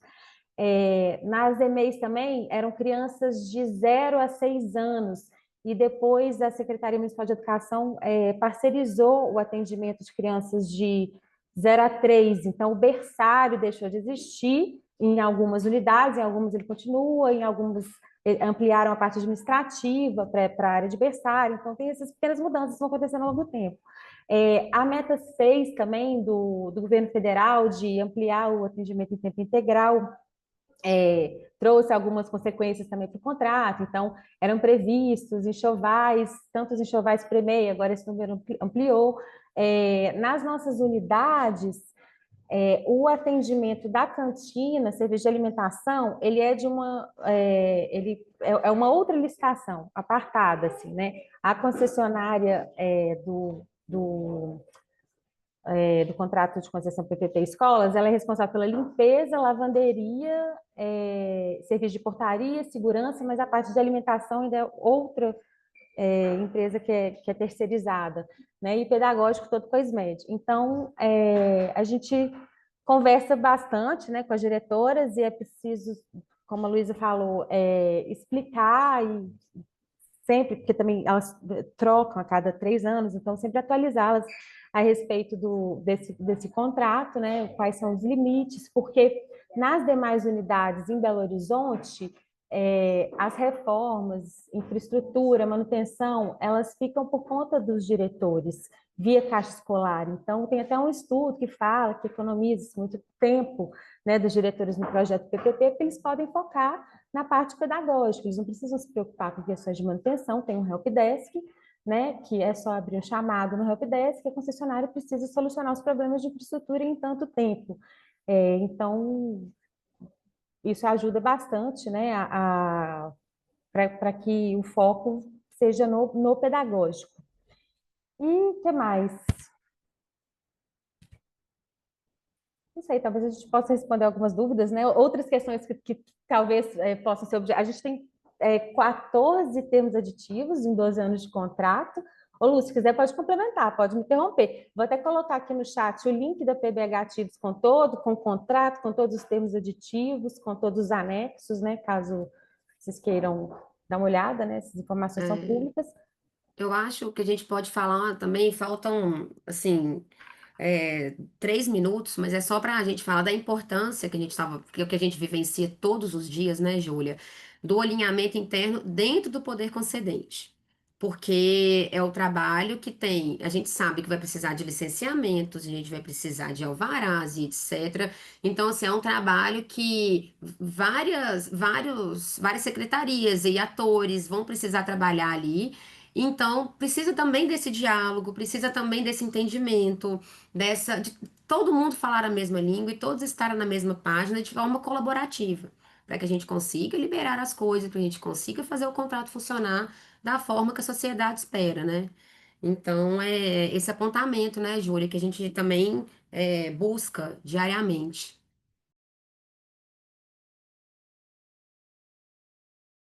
Sim, é isso. Vocês estão vendo aí algumas imagens dessa MF está em construção agora, né? Foi do último termo aditivo no bairro Milionários.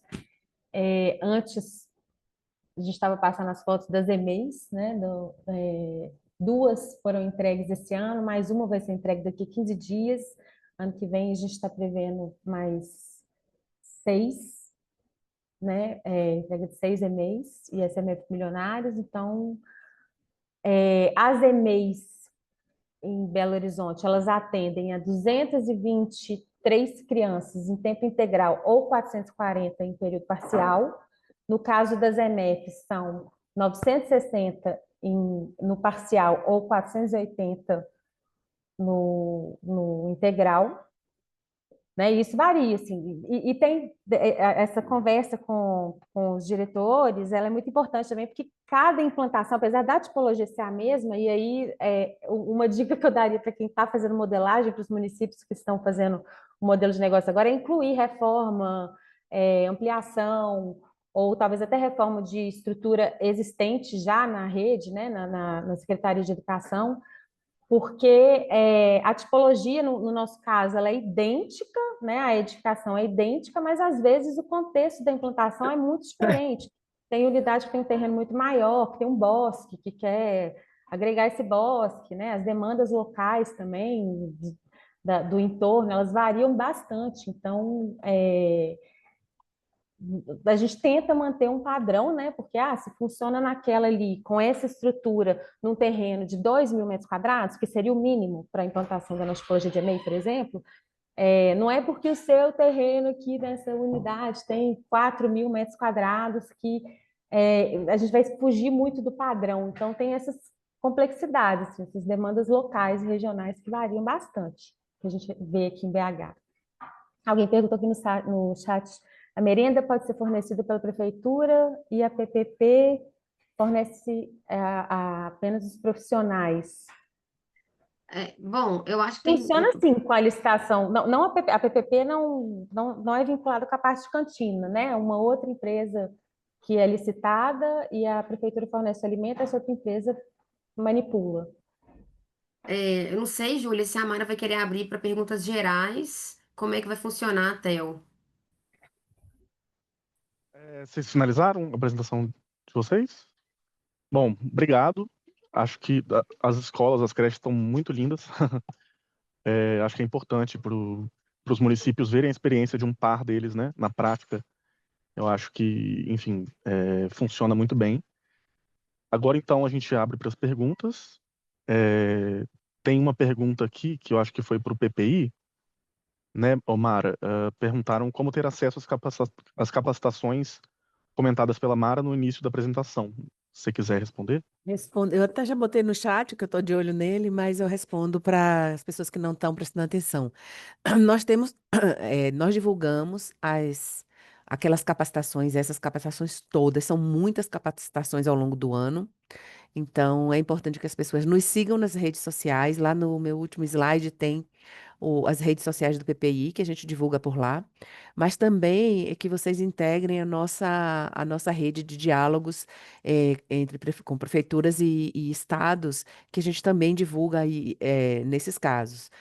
Uma observação que é relevante é que essas capacitações são exclusivas para estados, municípios e Distrito Federal, os servidores públicos, sejam eles efetivos ou cargos em comissão. Não tem nenhum problema nesse âmbito, mas a gente não atende aí o público em geral. Ele tem que realmente estar vinculado, ter um contrato dessas naturezas com um ente público dessas características aí.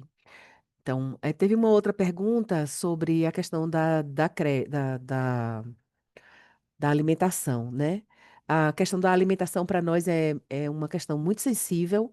O MEC entende que a alimentação é um processo pedagógico e que restringe a inclusão disso nas PPPs. Para nós, só é admissível incluir qualquer coisa relacionada à alimentação se a prefeitura já tiver isso como terceirizado. Já é terceirizado hoje, então aí a gente pode dar seguimento dessa mesma forma, e aí a terceirização passaria para o concessionário. Fora essa condição, nós não admitimos pelas nossas diretrizes, nos nossos contratos para educação infantil.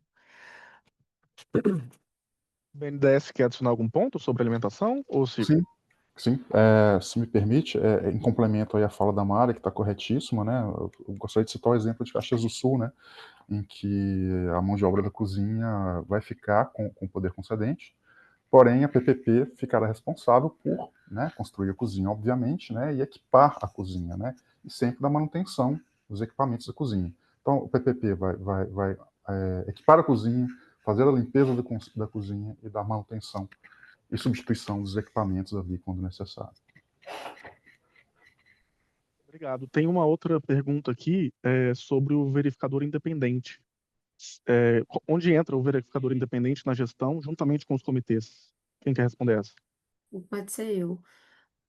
O comitê, depois, quem tiver feito essa pergunta, pode dar uma olhada no anexo 11 do contrato. Ele fala sobre as diretrizes de governança. E o comitê, ele vai ter um regimento interno que vai indicar quem são os membros do comitê, que vai ter os representantes da concessionária, os representantes do poder concedente, e várias outras vertentes, e traz a possibilidade de assessoria técnica para questões que sejam muito específicas, e uma delas é o verificador independente. Então, a gente tem até uma indicação, uma cláusula lá no anexo 11 que fala, pode participar de determinadas reuniões, a depender do tema, né? Porque o verificador independente não é qualquer tema que ele vai participar, ele pode ser convidado a participar das reuniões do comitê como assessor técnico. Eu também Obrigado. queria complementar. Perfeito. A participação do verificador independente é um dos elementos que a gente entende como centrais nas PPPs. Como eu falei, são contratos sofisticados, complexos, requerem capacidades que muitas vezes um estado não tem, né? E aí imagina municípios de menor porte. Não queremos dizer que os municípios não tenham competência, eventualmente requer uma capacidade técnica, instrumentos que a gente tem dificuldade de operacionalizar enquanto setor público. Mas a relação e como funciona essa relação do verificador independente com as comissões de governança são desenhadas no contrato.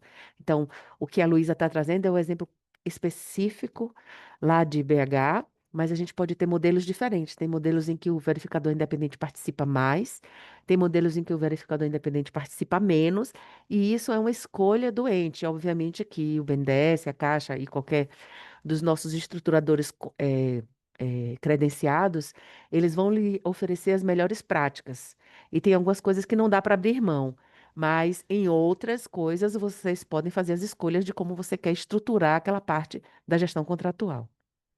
Uma coisa que eu não falei, que eu gosto de falar, é que quando a gente vai conversar com o ente, a gente sempre pergunta qual é a sua dor, né? Qual é o seu problema na educação infantil?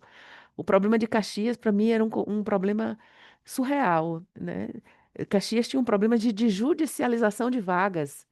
E o BNDES, além de falta de vagas também, mas era uma coisa que eu nunca tinha ouvido falar. Então, eventualmente, outros entes têm outros tipos de problema. Então, é a partir do seu sofrimento, é a partir da sua dor, naquela área específica, que a gente vai desenhar esse contrato. Obrigado, Mara. Tem uma outra pergunta, Mara, que eu acho que é direcionado mais para vocês do PPI, perguntando se as capacitações que você citou são presenciais ou remotas. Pergunta do André Oliveira. Tá, temos capacitações de diferentes formas, a maioria delas é remota, algumas têm é, atividades presenciais, mas são pontuais. E, por exemplo, a gente tem um MBA, então o MBA ele tem aulas segundas e quartas, mas, se eu não me engano, uma vez por mês tem uma aula presencial. Então, a responsabilidade do custeio do deslocamento do estudante, né? Do discente, ele é do ente que submeteu o nome daquela pessoa. Mas a maior parte dos cursos, por exemplo, eu tenho um curso do BID que é geral sobre o PPP que a gente lança 2 vezes por ano. Ele é completamente online, mas aqueles alunos que se sobressaem e alcançam acima da média de 80%, porque tem avaliação, esses alunos, dependendo do tamanho da turma, a gente convida para um curso presencial, não é obrigatório, mas no caso do MBA, sim, é obrigatório, então já tem que assumir esse compromisso antes, mas são coisas muito pontuais, é justamente porque a gente compreende e toda a lógica da 808 é que a gente não pode, num país desse tamanho, com tantas desigualdades, restringir aqueles que estão perto dos pontos de oferta, né? Então, temos um cuidado muito grande com isso, e sim, os cursos são, a maioria deles à distância, eventualmente tem alguma participação, mas em geral é bem pontual. Obrigado, Mara. Tem uma pergunta aqui que eu não entendi ao certo se é sobre capacitação ou se é sobre a estruturação, que pergunta se municípios com menos de 300 mil habitantes podem participar. Em relação à capacitação, Theo, todo mundo. A gente não tem nenhum tipo de restrição desde que esteja vinculado a um município, um estado ou Distrito Federal, ele tem direito a participar. Em relação à estruturação, o BNDES tem essa limitação, a Caixa não tem essa limitação, então a gente tem tanto o FEP Caixa como as iniciativas próprias da Caixa para fazerem estruturações fora do FEP. Além disso, como eu falei, a gente tem nossas outras fábricas, né? O BRDE, o BNB, o Bandes, que estão em processo de consolidação enquanto fábricas, que também vão atuar com municípios de menor porte, e o FIDIS também. Então, o FIDIS deve lançar um chamamento público em educação infantil aí ainda esse ano. Então, é importante que, repito, é muito importante que vocês sigam a gente nas redes sociais. Eu disponibilizei minha apresentação aí, no final tem as redes sociais do PPI, para que vocês tenham acesso a essa informação quando a gente lança tanto as capacitações quanto os chamamentos. A gente divulga tudo pelas redes sociais do PPI. O BNDES quer adicionar algum ponto sobre esse limite de 300 mil? Nós temos realmente essa limitação na nossa política operacional, entretanto, podemos avaliar caso a caso, né? Mesmo para municípios com população inferior, obviamente a gente pode estudar e verificar a possibilidade de apoiá-los nesse tipo de empreendimento via PPP. Perfeito. Tem uma outra pergunta aqui que pergunta exatamente sobre o desembolso da prefeitura se houver desistência do contrato. Como funciona e se há valores? E durante as obras, qual a obrigação da prefeitura? Posso responder? Eu acho que eu entendi que ele está querendo perguntar, após a assinatura do contrato, né, tira fora o caso de desistência ali, da estruturação, que tem um custo da prefeitura, o que a prefeitura desembolsa ali na fase de obras? Eu acho que a pergunta foi mais ou menos nessa linha, tá? Então, a resposta é o seguinte, para a obra, a prefeitura não desembolsa nada, quem tem que obter recursos para investir na infraestrutura é o parceiro privado, né? Conforme eu falei, ele busca isso no mercado financeiro, ou utiliza recursos próprios, ou um mix disso, né? Mas existem alguns custos também que a prefeitura tem que arcar ali, né, com a gestão do contrato. Por exemplo, existe uma obrigação contratual de se montar uma conta reserva, um sistema de garantias. A Mara até falou sobre isso, né? Citando o caso concreto de Caxias do Sul, a prefeitura tem uma obrigação contratual de manter uma conta reserva sempre abastecido com o valor de 3 contraprestações mensais. Então, vai dar em torno de 18 milhões, né? Então, existe uma obrigação contratual ali, pós assinatura do contrato, da prefeitura, no caso de Caxias, né, depositar 90 dias após a assinatura do contrato, o primeiro depósito, efetivar o depósito no valor de uma contraprestação mensal. E ao longo, até a conclusão da última unidade educacional, a prefeitura se obriga também a depositar o valor de mais 2 contraprestações. Então, é esse desembolso que na fase de obras a prefeitura tem que fazer para se comprometer também, mostrar comprometimento com o contrato.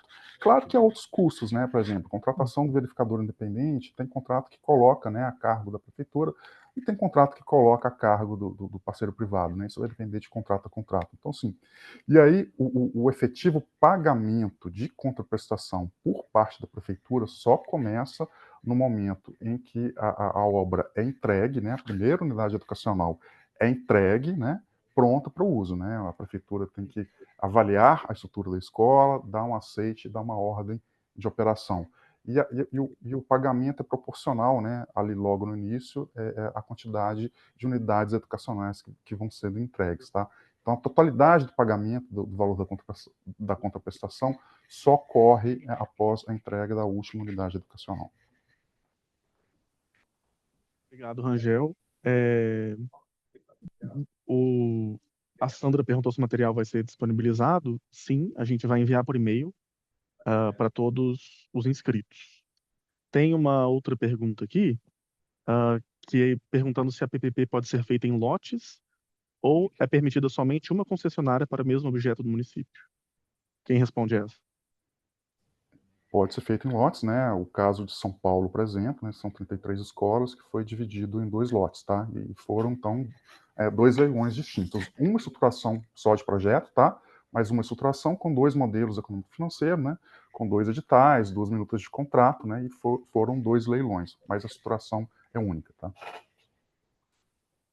A última pergunta que eu verifiquei aqui, do Luciano, pergunta se a aquisição dos terrenos pode estar dentro da PPP ou se a prefeitura deve possuir antes da estruturação. Tá, o ideal é que a prefeitura possua esses terrenos antes da estruturação, tá? Oferte terrenos, sobretudo terrenos públicos, tá? Existe possibilidade, sim, no caso de não haver um número suficiente de terrenos públicos, né, para o número de escolas que se pretende, de se colocar no projeto a previsão de aquisição de terrenos por parte do privado, né? E nesse caso, a prefeitura entra como parceira ali fazendo desapropriações, tá, por exemplo, mas ficaria a cargo do parceiro privado a aquisição dos terrenos, tá? Mas reforçando, né, é muito importante que o município ofereça um número maior de terrenos públicos do que o número de escolas pretendidas, porque nessa análise de terreno a gente acaba perdendo vários terrenos. A gente perde terreno ali quando a gente faz o cruzamento com a demanda, né? Tem terreno que vai estar localizado num local que não tem demanda.